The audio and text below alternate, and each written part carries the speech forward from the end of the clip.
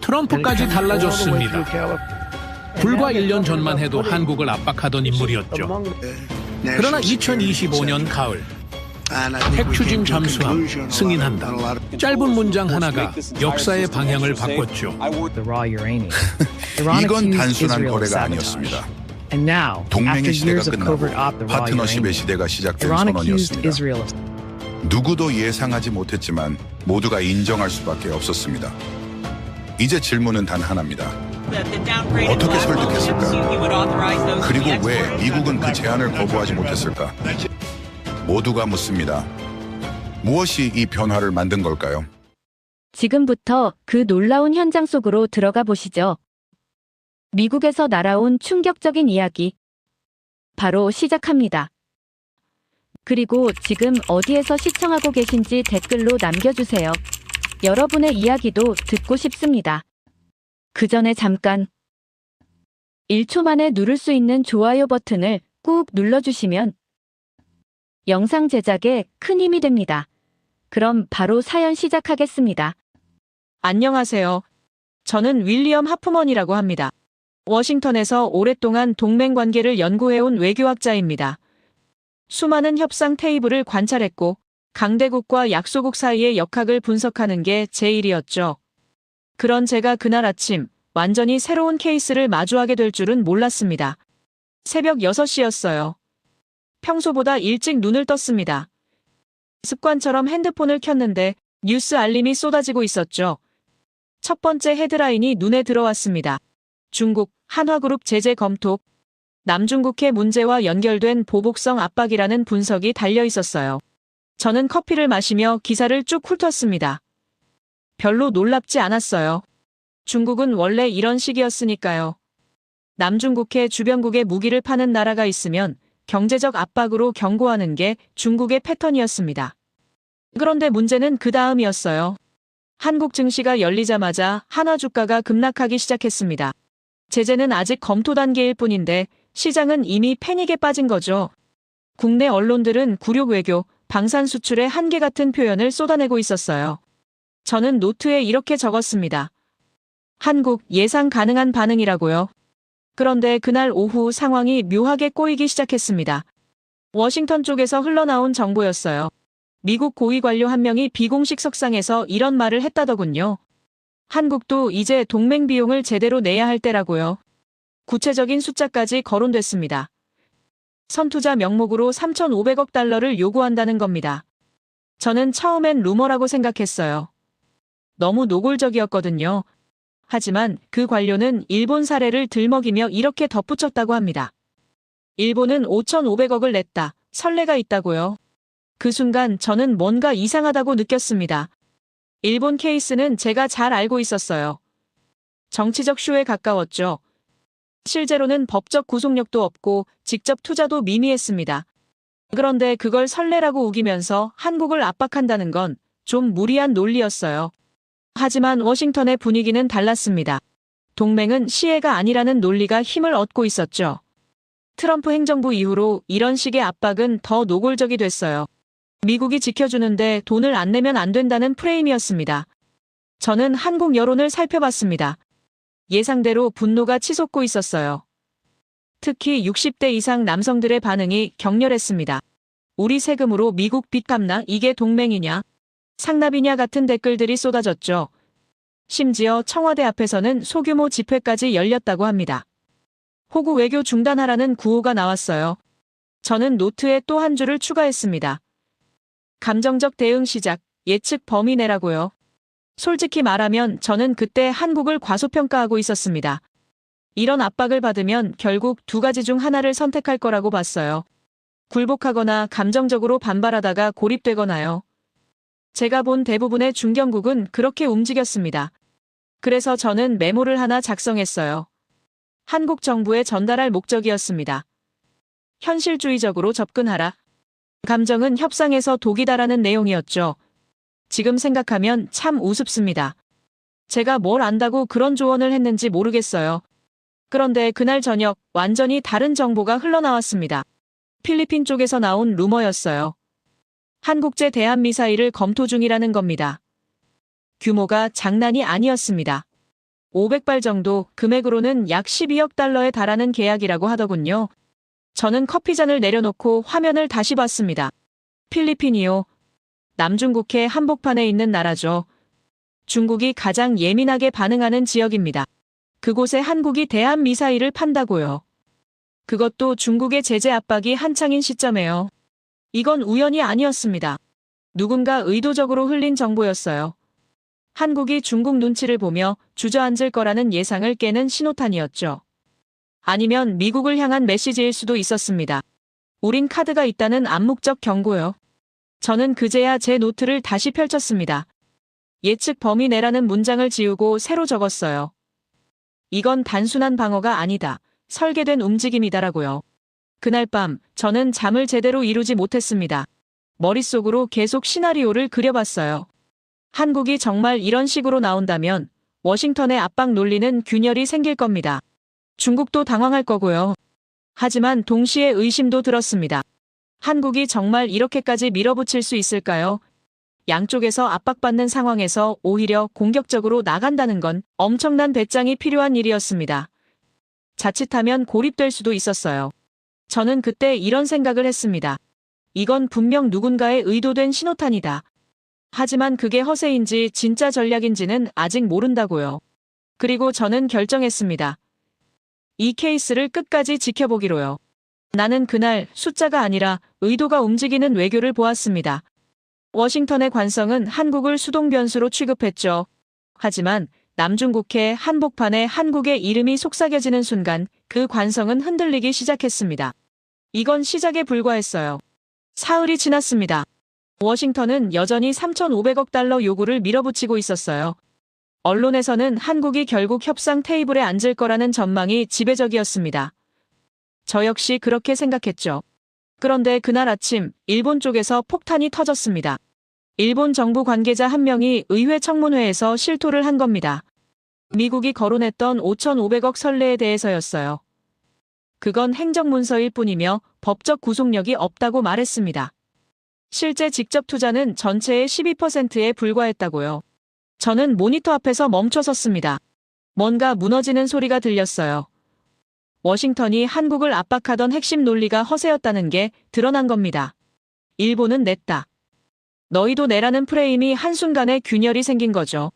일본 관계자는 이렇게 덧붙였습니다. 그건 정치적 제스처였을 뿐입니다라고요. 저는 커피를 한 모금 마시고 노트를 펼쳤습니다. 허세가 사실 앞에 무너지는 소리를 들었다고 적었어요. 그런데 흥미로운 건 한국의 반응이었습니다. 언론은 일제히 이 발언을 보도했지만 정부는 침묵했어요. 승리의 함성 같은 건 없었습니다. 대신 조용히 움직이고 있었죠. 협상팀이 내부적으로 원칙을 재정비하고 있다는 소식이 들렸습니다. 저는 그때 오래된 기억 하나를 떠올렸습니다. 20년 전쯤이었을 겁니다. 제가 아직 박사과정 학생이던 시절이었어요. 한국과 미국 사이에 탄약 거래 건이 있었습니다. 당시엔 큰 이슈가 아니었기에 잘 알려지지 않았죠. 미국이 한국에 제안을 했습니다. 2조 원 상당의 전략 탄약 52만 발을 단돈 2,700억에 넘기겠다고요. 세기의 딜처럼 포장했어요. 언뜻 보면 엄청난 혜택 같았습니다. 하지만 속을 들여다보니 함정이었어요. 그 탄약들 대부분이 불량품이었어요. 유통기한이 지난 것도 많았고 사실상 고철 덩어리였죠. 미국 입장에선 보관 비용만 해마다 수천억씩 깨지는 골칫덩어리였습니다. 돈이라도 받고 처리하자는 속셈이었던 거예요. 보통 나라 같았으면 미국의 이름값에 넘어갔을 겁니다.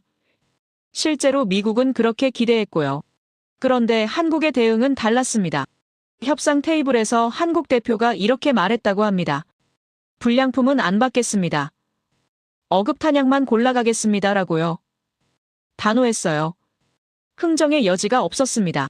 미국은 패닉에 빠졌습니다.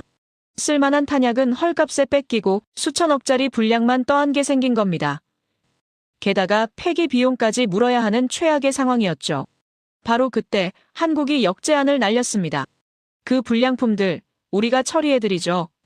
대신 폐기 비용으로 2,700억 원 내시면 됩니다라고요. 결국 미국은 돈까지 쥐어주며 불량을 떠넘겼습니다. 한국은 공짜로 쓸만한 탄약만 챙긴 것도 모자라 돈까지 번 겁니다.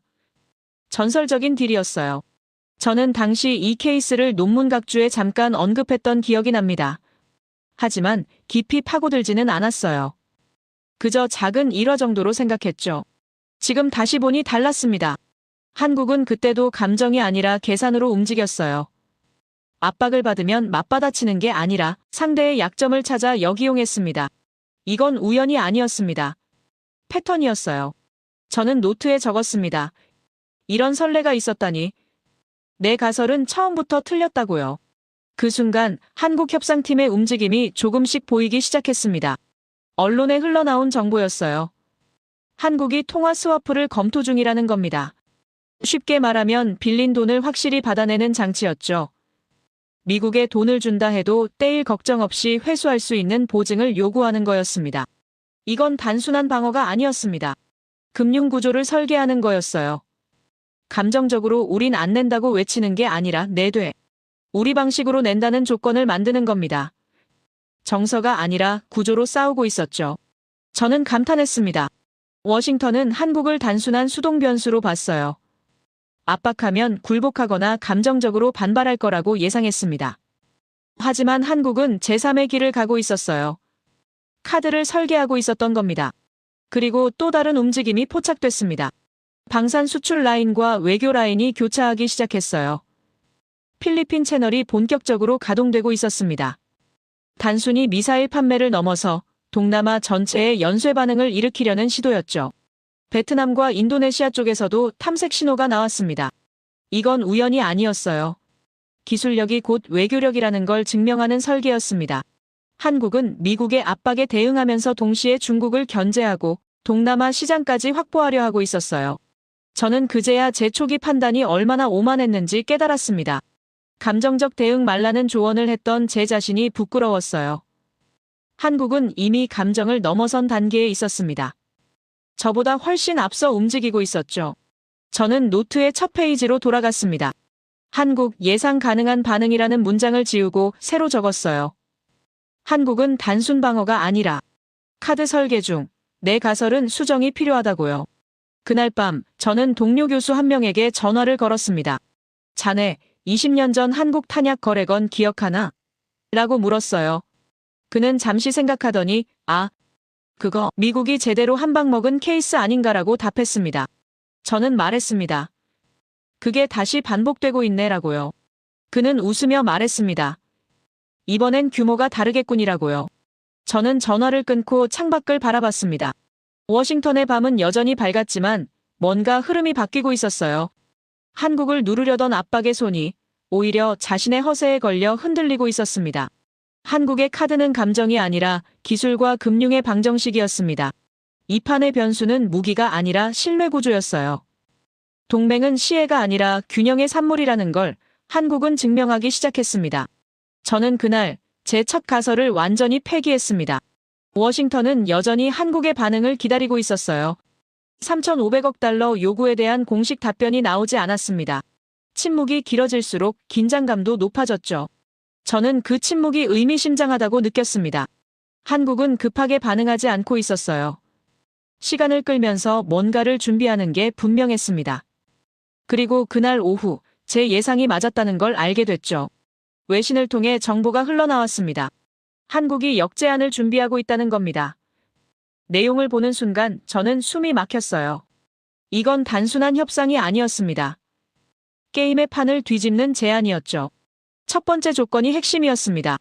3,500억 달러를 주는 대신 핵잠수함 기술 이전을 요구한다는 겁니다. 저는 화면을 2번 봤어요. 제대로 읽은 게 맞나 싶었습니다. 핵잠수함이요. 이건 보통 국가가 요구할 수 있는 게 아니었어요. 미국이 가장 민감하게 지키는 기술 중 하나였습니다. 전 세계에서 핵잠수함을 보유한 나라는 7개국뿐이었죠. 한국은 지금 돈을 내되 그에 상응하는 전략 자산을 달라고 한 겁니다. 두 번째 조건도 만만치 않았습니다. 필라델피아 조선소를 공동으로 활용하자는 제안이었어요. 그 조선소는 이미 한국 기업이 인수한 상태였습니다. 한국은 자신들의 자산을 활용해 미국 기술을 배우겠다는 구조를 만든 겁니다. 세 번째 조건은 더 놀라웠습니다. 선투자는 없다. 성과 기반으로 비용을 분담한다는 거였어요. 쉽게 말하면 결과가 나와야 돈을 낸다는 겁니다. 일방적으로 돈부터 내라는 미국 요구를 정면으로 거부한 거죠. 저는 노트에 적었습니다. 힘을 재는 싸움이 조건을 재는 전술로 바뀌었다고요. 워싱턴 내부는 혼란에 빠졌습니다. 정치 라인은 발끈했어요. 한국이 건방지다는 반응이 나왔습니다. 하지만 안보 라인은 달랐습니다. 제안이 합리적이다는 의견이었죠. 상무부는 또 다른 입장이었습니다. 경제적으로 우리에게도 이익이라고 분석했어요. 미국 내부가 갈라진 겁니다. 이건 한국이 노린 거였어요. 미국을 하나의 덩어리로 보지 않고 각 라인의 이해관계를 쪼갠 겁니다. 그리고 그 틈을 파고든 거죠. 저는 동료 교수들과 긴급회의를 했습니다. 한 명이 말했어요. 한국이 너무 밀어붙이는 거 아닌가? 미국이 화내면 끝인데라고요. 하지만 다른 교수는 반박했습니다. 아니야. 이건 협상의 기본이야. 상대가 원하는 걸 주되 우리가 원하는 것도 받는 거지라고요. 저는 조용히 말했습니다. 한국은 무모하지 않습니다. 정밀하게 계산하고 있어요라고요. 그리고 또 다른 폭탄이 터졌습니다. 한화와 필리핀의 미사일 계약 루머가 구체화된 겁니다. 단순한 검토가 아니었어요. 거의 성사 단계라는 정보였습니다. 500발 규모의 12억 달러라는 숫자가 공개됐죠. 중국이 즉각 반응했습니다. 외교부 대변인이 성명을 냈어요. 영내 안정을 저해하는 행위라고 비난했습니다. 중국 관영 언론은 더 노골적이었습니다. 한국이 미국 앞잡이 노릇을 한다는 사설을 실었죠. 저는 지도를 펼쳐놓고 봤습니다. 남중국해요. 중국이 가장 예민한 지역입니다. 한국은 바로 그곳에 무기를 파는 겁니다. 미국의 압박을 받는 상황에서 오히려 중국을 건드리고 있었어요. 이건 위험한 줄타기였습니다. 하지만 동시에 전략적이기도 했어요. 미국에게는 우린 너희 편이다라는 신호를 보내면서 동시에 우리 없이는 남중국해 견제가 안 된다는 메시지를 던진 겁니다. 저는 감탄할 수밖에 없었습니다. 한국은 지금 두 강대국 사이에서 눌리는 게 아니라 오히려 그 긴장을 활용하고 있었어요. 지정학적 위치를 약점이 아니라 카드로 만든 겁니다. 시장도 반응하기 시작했습니다. 한화 주가가 반등했어요. 일주일 전만 해도 급락하던 주가가 오히려 상승세로 돌아선 겁니다. 투자자들은 한국이 밀리지 않는다는 걸 감지했죠. 해외 언론도 톤이 바뀌었습니다. 미국 주요 매체 하나가 이런 제목의 기사를 냈어요. 서울의 놀라운 역제안. 다른 외신은 한국이 동맹 규칙을 다시 쓰고 있다고 분석했습니다. 저는 강의 준비를 하다가 멈췄습니다. 제 강의한 제목을 바꿔야 할 것 같았어요. 원래는 동맹의 비대칭성이라는 주제였습니다. 하지만 지금 벌어지는 일은 그 이론으로 설명이 안 됐어요. 저는 새로운 제목을 적었습니다. 약자가 게임을 설계할 때라고요. 그날 저녁 학생 한 명이 제게 물었습니다. 교수님, 한국이 이기고 있는 건가요? 라고요. 저는 잠시 생각하다가 답했습니다. 이기고 있다기보다는 판을 바꾸고 있습니다. 라고요. 학생이 다시 물었습니다. 그럼 미국은 이 제안을 받아들일까요? 라고요. 저는 솔직하게 말했습니다. 모릅니다. 하지만 거부하기도 쉽지 않을 겁니다라고요. 왜냐하면 한국의 제안은 무리한 게 아니었거든요. 오히려 합리적이었습니다. 돈을 주되 기술도 받고 성과가 나와야 비용을 낸다는 건 미국에게도 나쁘지 않은 조건이었어요. 문제는 자존심이었습니다. 미국은 지금까지 동맹국에게 조건을 제시받은 적이 없었어요. 항상 미국이 요구하고 상대가 따르는 구조였습니다. 그런데 한국이 그 구조를 깬 겁니다. 워싱턴 내부에서는 강경파와 실무파가 대립했습니다. 강경파는 이건 선례가 되면 안 된다. 다른 동맹국들도 따라할 것이라고 주장했어요. 하지만 실무파는 한국 제안을 거부하면 우리가 더 손해라고 반박했습니다. 국방부와 상무부의 의견도 엇갈렸습니다. 국방부는 핵잠수함 기술 이전을 우려했어요. 하지만 상무부는 필라델피아 조선소 활용이 경제적으로 이익이라고 봤습니다. 저는 이 혼선이 한국에게 유리하다고 판단했습니다. 상대의 침묵은 종종 패닉의 형태로 나타나거든요. 미국이 즉각 거부하지 못하고 내부 조율에 시간을 쓴다는 건 이미 한국의 제안이 무시할 수 없는 수준이라는 뜻이었습니다. 저는 강의안을 수정했습니다. 케이스 스터디 한국이라는 섹션을 추가했어요. 이건 단순한 사례가 아니었습니다. 교과서에 실릴 만한 협상 전략이었죠. 그날 밤 저는 오랜만에 흥분을 느꼈습니다. 오랫동안 동맹 이론을 가르쳐왔지만 이렇게 생생한 케이스를 본 적이 없었어요. 한국은 수동 변수가 아니라 독립 변수였습니다. 차트를 보면 자신감이 숫자로 찍히고 있었죠. 저는 노트 마지막 장에 적었습니다. 이 케이스는 기록될 가치가 있다. 나는 이걸 끝까지 지켜볼 것이다 라고요. 워싱턴은 여전히 한국의 역제안에 답을 주지 않고 있었어요. 하지만 현장에서는 변화가 일어나고 있었습니다. 작지만 확실한 승리들이 쌓이기 시작한 겁니다. 그 첫 번째가 필리핀이었습니다. 드디어 공식 발표가 나왔어요. 한국제 대한미사일 500발 계약이 사실상 성사됐다는 겁니다. 규모는 12억 달러였습니다. 저는 뉴스를 보며 웃음이 나왔습니다. 루머 단계에서는 의심하는 사람들이 많았어요. 설마 진짜겠어? 같은 반응이었습니다. 하지만 계약서에 사인이 들어간 순간 모든 게 현실이 됐습니다. 필리핀 국방장관이 기자회견에서 말했습니다. 한국 무기는 신뢰할 수 있습니다라고요. 그는 이렇게 덧붙였습니다. 우리는 최고 품질의 방어수단을 확보했습니다라고요. 이건 단순한 외교 수사가 아니었습니다. 남중국해 한복판에서 나온 발언이었어요. 중국이 듣고 있는 자리에서 한국 무기를 신뢰한다고 공개적으로 말한 겁니다. 이건 메시지였습니다. 중국은 즉각 반발했습니다. 하지만 이미 늦었어요. 계약은 체결됐고 미사일은 배치될 예정이었습니다. 중국이 할 수 있는 건 성명서 발표뿐이었죠. 저는 지도를 다시 펼쳤습니다. 한국 무기가 남중국해에 배치되는 겁니다. 이건 지정학적 판도를 바꾸는 사건이었어요. 중국 입장에서는 심장부에 가시가 박힌 거나 마찬가지였습니다. 그리고 연쇄 효과가 시작됐습니다. 베트남에서 연락이 왔어요. 국방대표단이 한국을 방문하고 싶다는 겁니다. 인도네시아도 마찬가지였습니다. 두 나라 모두 남중국해와 연결된 국가들이었죠. 저는 노트에 적었습니다. 연쇄는 우연이 아니라 설계의 보상이다라고요. 한국은 필리핀을 시작점으로 삼았습니다. 그리고 그 성공이 다른 나라들에게 신호가 된 겁니다. 한국 무기는 작동한다. 한국과 거래하는 건 안전하다는 메시지였어요. 국내 여론도 달라졌습니다. 일주일 전만 해도 호구 외교 비판이 많았어요. 하지만 지금은 분위기가 완전히 바뀌었습니다. 특히 60대 남성층의 반응이 뜨거웠죠. 온라인 커뮤니티를 보니 이런 댓글들이 올라와 있었습니다. 이게 나라지, 드디어 제대로 하네. 우리도 당하고만 살 필요 없다는 식이었어요. 분노가 자부심으로 바뀌고 있었습니다. 주요 언론들도 사설을 냈습니다. 대등한 동맹의 시작이라는 제목이었어요. 한 신문은 이렇게 썼습니다. 우리는 더 이상 일방적으로 끌려다니지 않는다고요. 저는 이 변화가 중요하다고 봤습니다. 여론이 정부를 지지하기 시작한 겁니다. 협상은 국내 지지 없이 성공할 수 없어요. 한국 정부는 지금 국민의 등을 든든하게 받고 있었습니다. 해외 언론의 톤도 확실히 바뀌었습니다. 영국의 한 주요 매체가 분석 기사를 냈어요.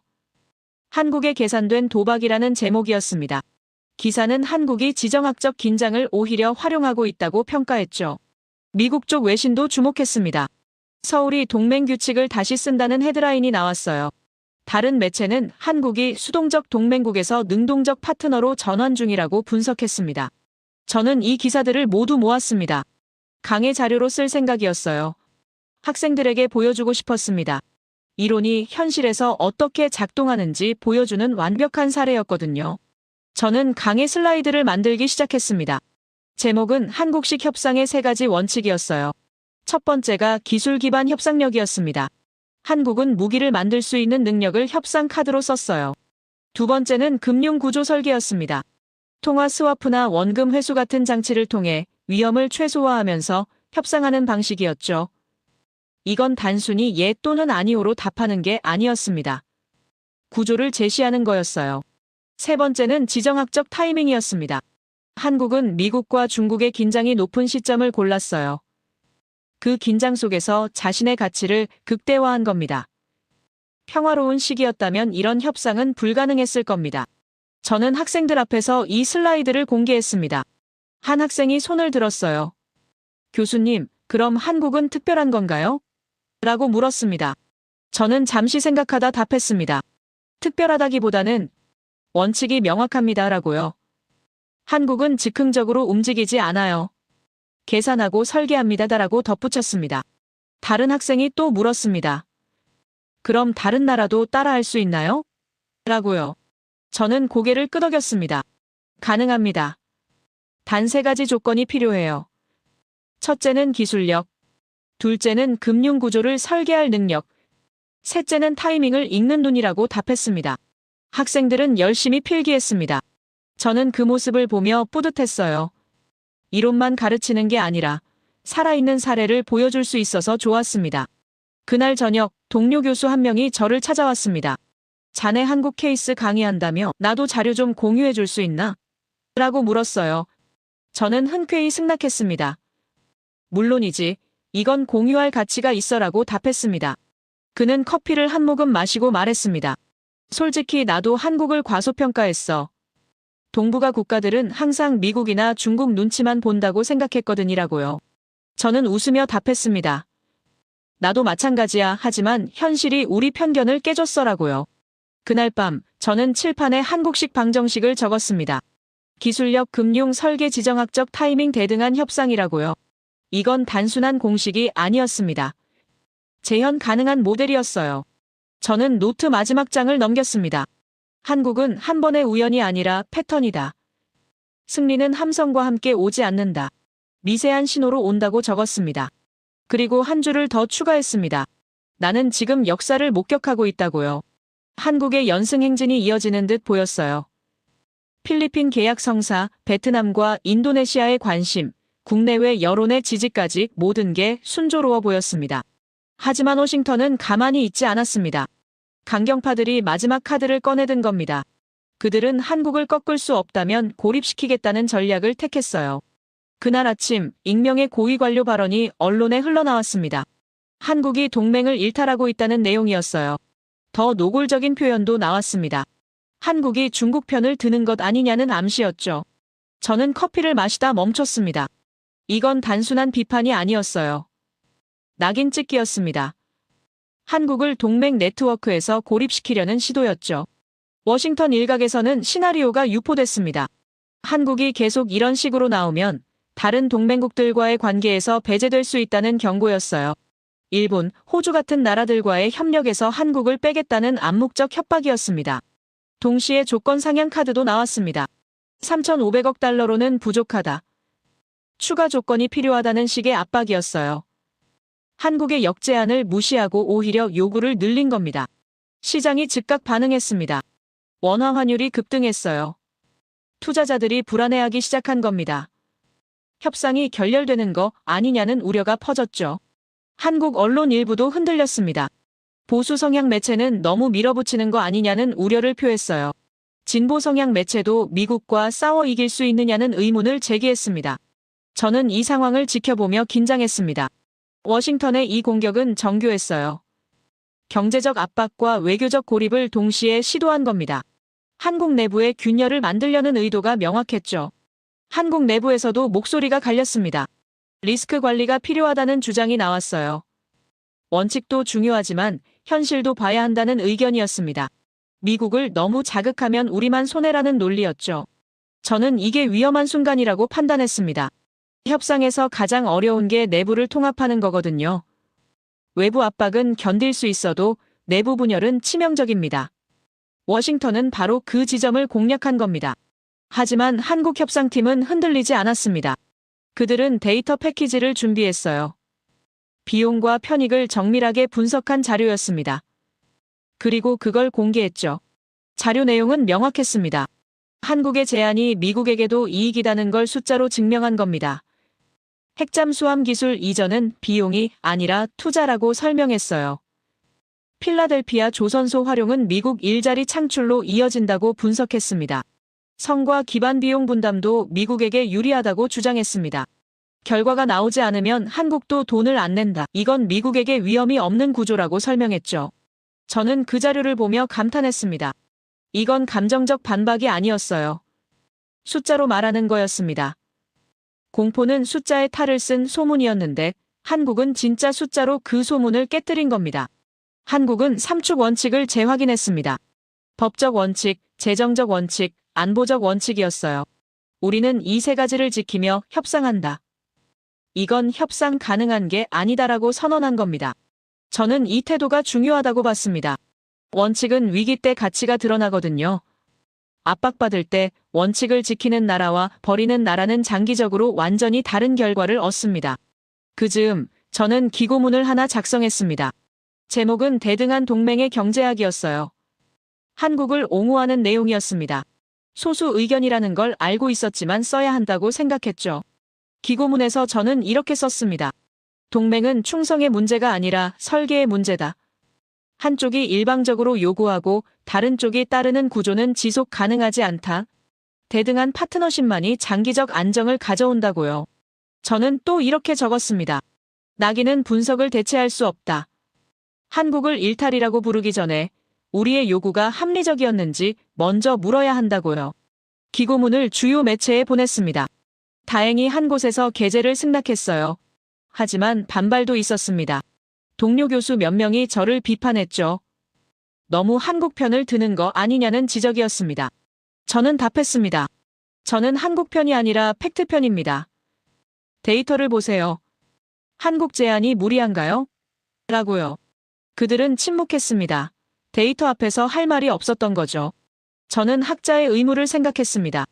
다수의 박수보다 사실의 무게를 택해야 한다고 믿었어요.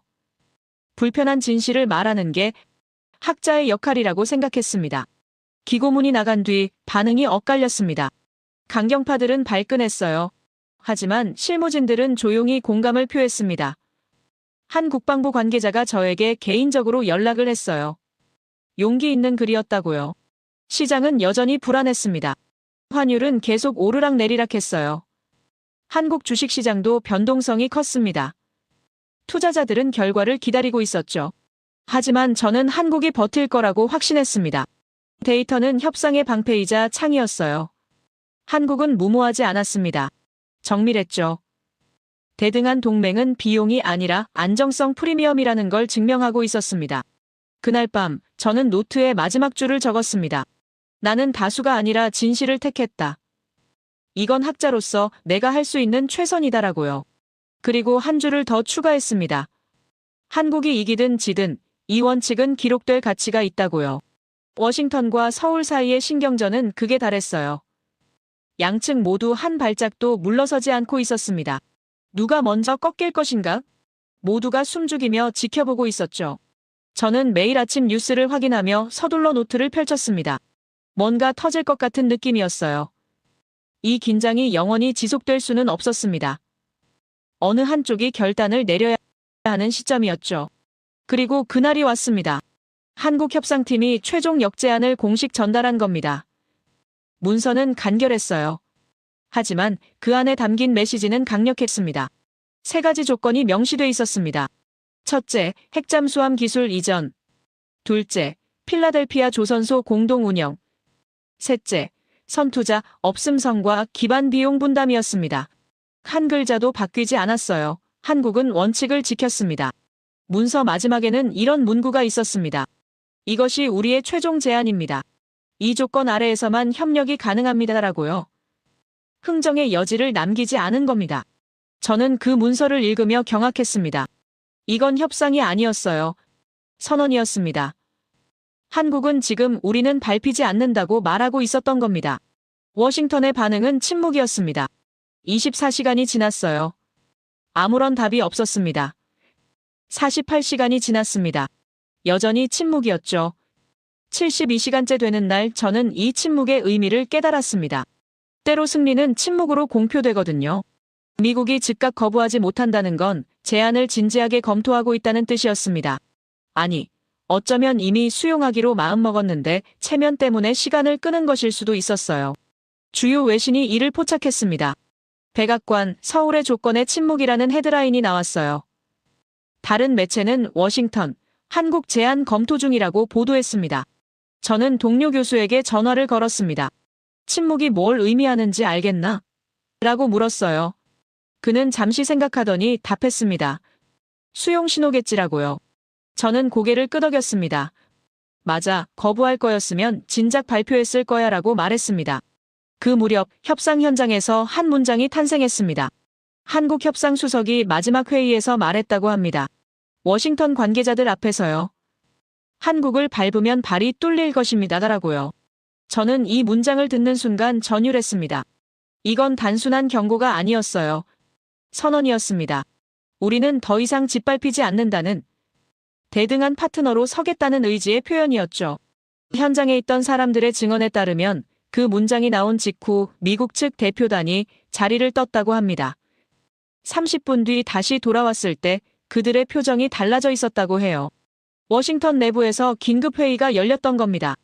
강경파들은 여전히 반발했지만 이미 대세는 기울어 있었어요. 국방부 실무진들은 한국 제안이 합리적이라고 평가했습니다. 산무부는 경제적으로도 이익이라고 분석했죠. 대통령 안보보좌관도 입장을 냈습니다.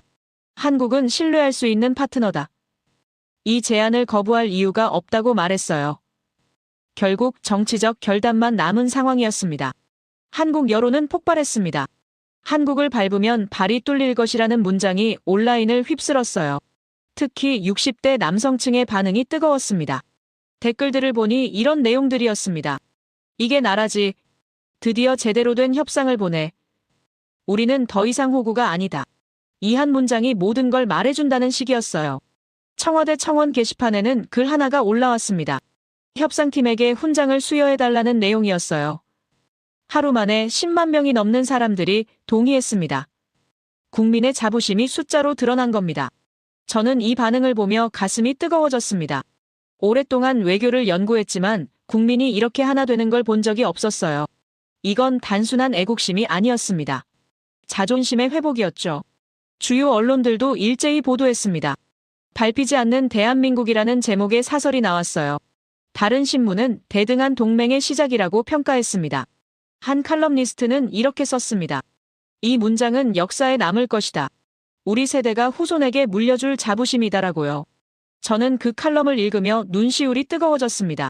학자로서 객관성을 유지해야 한다고 생각했지만 이 순간만큼은 감정을 숨길 수 없었어요.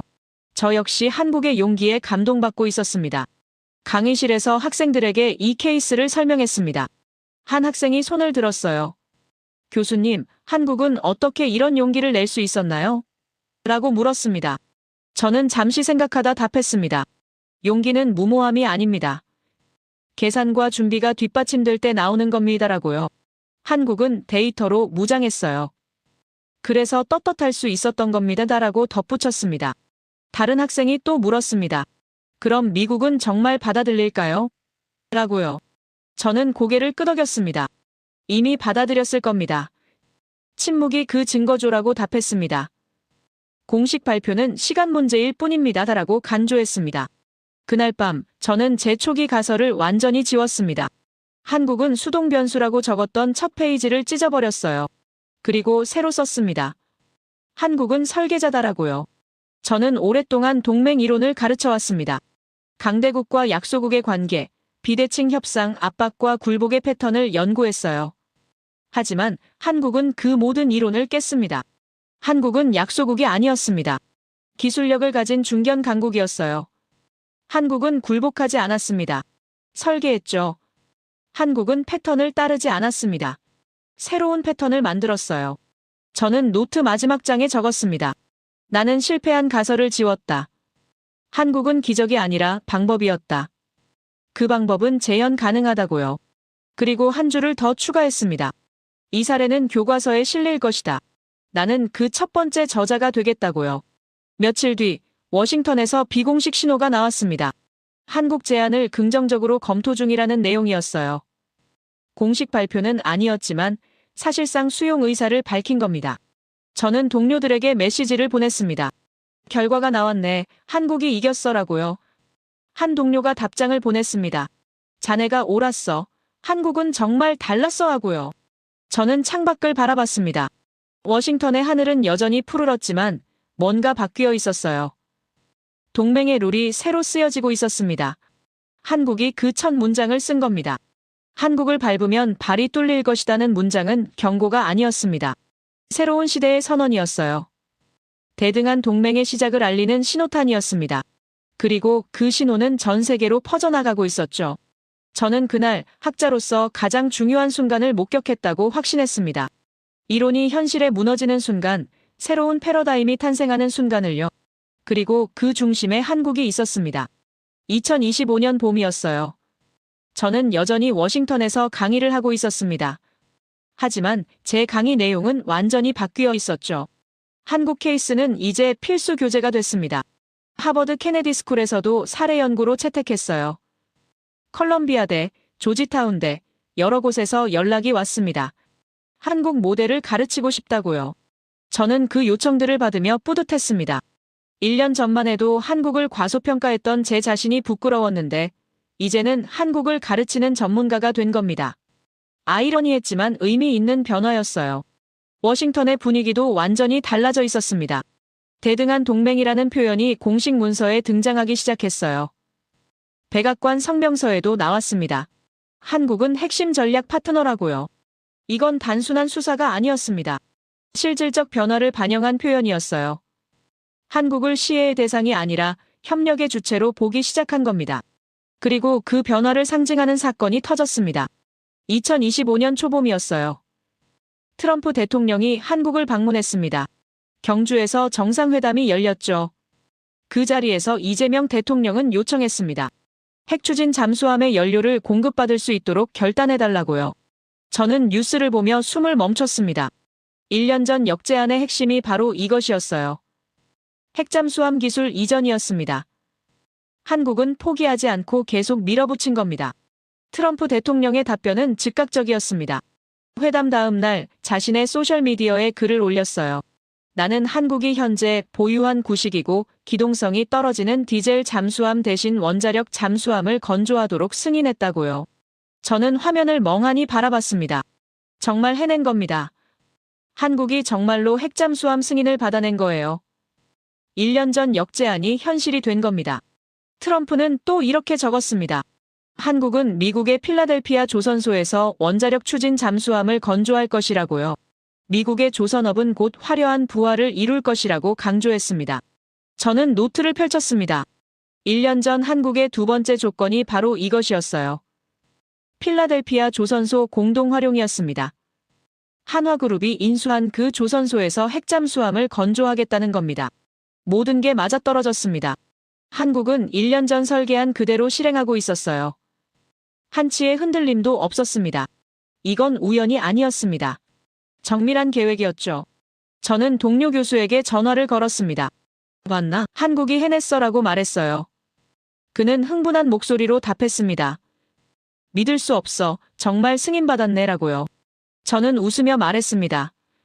나는 믿었어. 한국은 약속을 지키는 나라거든이라고요. 핵잠수함 보유국은 전 세계의 7개국 뿐이었습니다. 미국, 러시아, 영국, 프랑스, 중국, 인도, 그리고 이제 한국이었어요. 한국이 그 반열에 오른 겁니다. 이건 단순한 무기 도입이 아니었습니다. 전략적 지위의 격상이었어요. 핵잠수함은 바닷속에서 무한 동력으로 움직입니다. 산소도 무한 공급되고 속도도 빠르죠. 가장 강력한 억지력입니다. 북한이 핵잠수함을 건조 중이라는 소문이 있었어요. 하지만 이제 한국도 같은 무기를 갖게 된 겁니다. 아니, 더 나은 기술로 만들 수 있게 됐습니다. 균형이 완전히 바뀐 거죠. 중국도 이 소식에 즉각 반응했습니다. 외교부 대변인이 우려를 표명했어요. 하지만 속내는 당혹감이었을 겁니다. 남중국해에 이미 한국 미사일이 배치됐고 이제 핵잠수함까지 추가되는 겁니다. 저는 지도를 다시 펼쳤습니다. 한국의 핵잠수함은 어디든 갈 수 있어요. 상하이도, 베이징 근해도요. 중국 입장에선 알 수 없는 위협이 생긴 겁니다. 요격조차 불가능한 무기였죠. 동남아 국가들도 주목했습니다. 베트남과 인도네시아에 이어 이제 중동 국가들도 관심을 보이기 시작했어요. 아랍에미리트와 사우디아라비아에서 방산 대표단이 한국을 방문했습니다. 한 중동 관계자가 말했다고 합니다. 한국은 신뢰할 수 있는 파트너다. 기술도 뛰어나고 협상도 공정하다고요. 이건 엄청난 찬사였습니다. 한국 방산은 이제 세계적 브랜드가 됐습니다. 필리핀 계약 이후 연쇄 계약이 이어졌어요. 2년 동안 방산 수출이 300% 증가했습니다. 놀라운 성장이었죠. 하지만 더 중요한 건 질적 변화였습니다. 한국은 이제 단순히 무기를 파는 게 아니었어요. 외교 카드로 활용하고 있었습니다. 금융 구조와 연동시키고 안보 협력으로 확장시키고 있었죠. 저는 이 연동 모델을 도표로 만들었습니다. 방산, 금융, 외교가 하나의 순환 구조를 이루고 있었어요. 방산이 외교를 열고 외교가 금융을 안정시키고 금융이 다시 방산을 지원하는 구조였습니다. 이건 단순한 수출이 아니었습니다. 생태계를 만든 거였어요. 저는 강의에서 이 모델을 설명했습니다. 학생 한 명이 손을 들었어요. 교수님, 이 모델을 다른 나라도 따라할 수 있나요? 라고 물었습니다. 저는 고개를 끄덕였습니다. 가능합니다. 하지만 3가지가 필요해요라고 답했습니다. 첫째는 기술력, 둘째는 금융 설계 능력, 셋째는 원칙을 지키는 용기입니다라고 간주했습니다. 다른 학생이 또 물었습니다. 그럼 한국은 특별한 건가요? 라고요. 저는 잠시 생각했습니다. 특별하다기보다는 원칙이 명확했습니다라고 답했어요. 많은 나라가 압박받으면 흔들립니다. 하지만 한국은 흔들리지 않았어요라고 덧붙였습니다. 왜 흔들리지 않았을까요? 라는 질문이 나왔습니다. 저는 웃으며 답했습니다.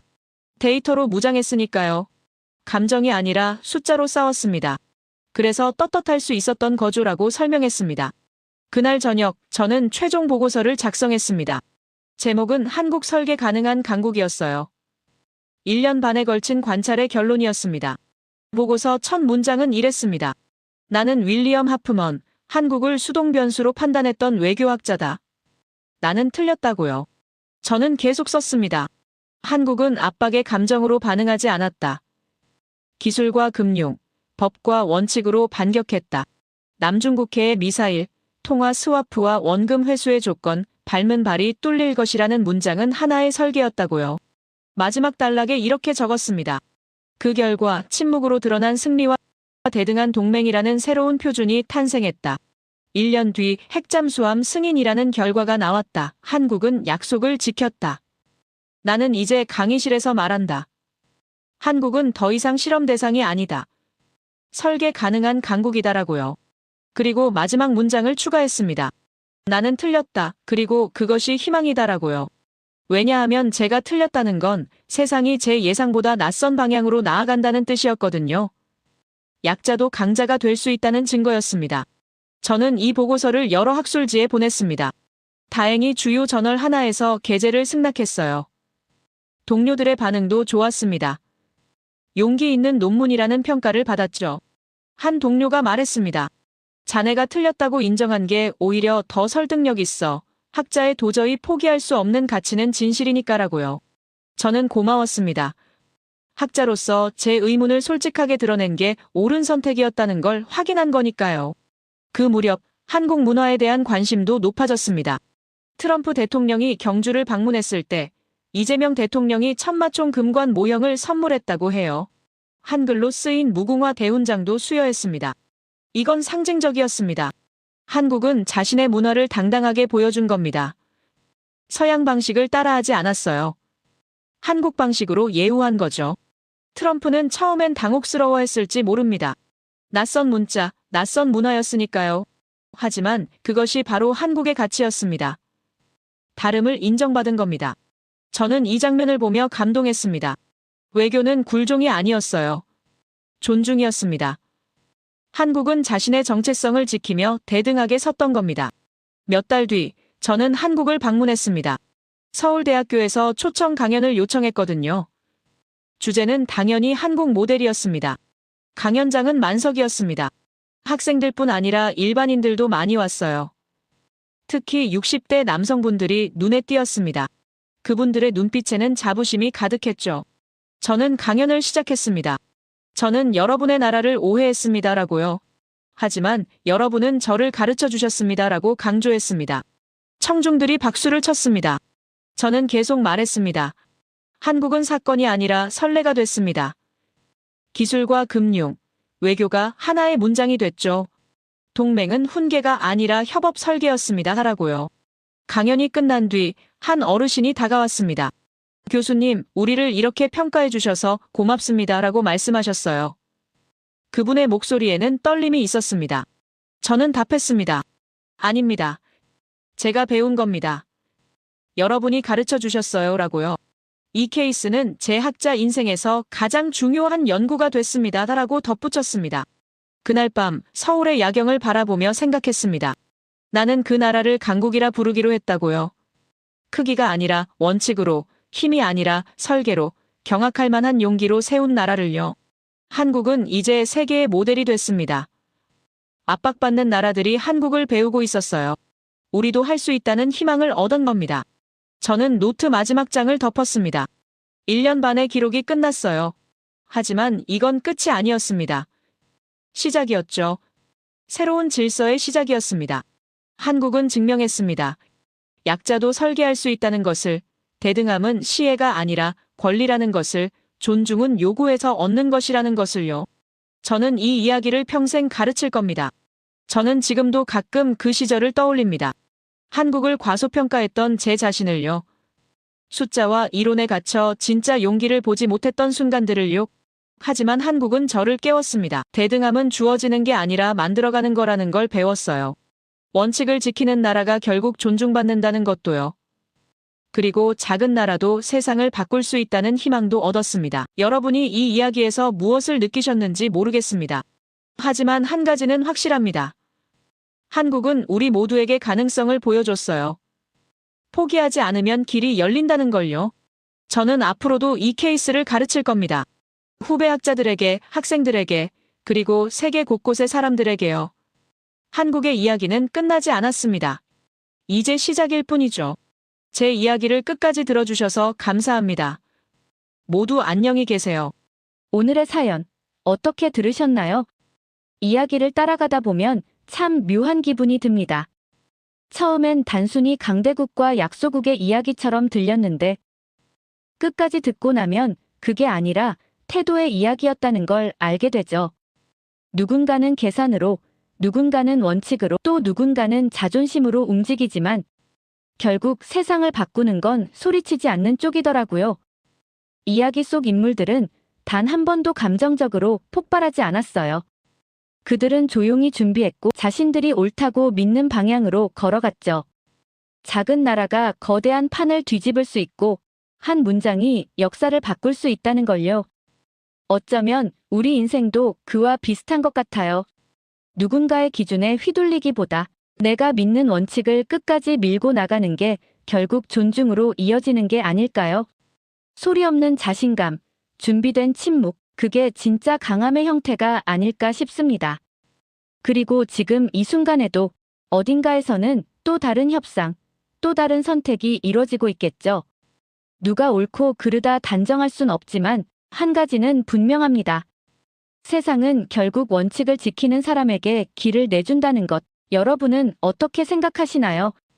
오늘의 이야기가 여러분에게 어떤 의미로 남았을지 궁금합니다. 여러분의 생각을 아래 댓글에 남겨주세요. 그리고 감동적인 사연을 주변 사람들과 공유하고 함께 이야기 나눠보세요. 마지막으로 1초밖에 걸리지 않는 구독과 좋아요, 알림 설정은 영상 제작에 큰 힘이 됩니다. 지금까지 감동을 담아 여러분께 진심을 전하는 감동담기였습니다. 오늘 하루도 행복한 하루 보내세요.